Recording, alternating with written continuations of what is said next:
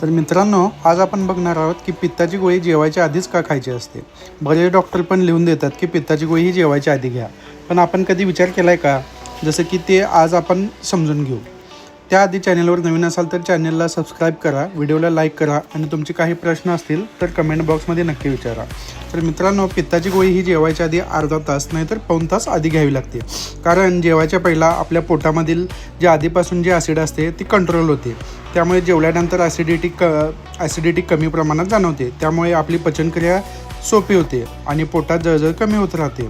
पित्ताची गोळी जेवणाआधी का घ्यावी? त्यामुळे आपल्याला काय परिणाम होतो? तर आपल्या शरीरातील पित्ताचा प्रवाह कमी असेल तर पित्ताची गोळी जेवणाआधी खाल्ल्यामुळे तो पित्ताचा प्रवाह नियमित होतो.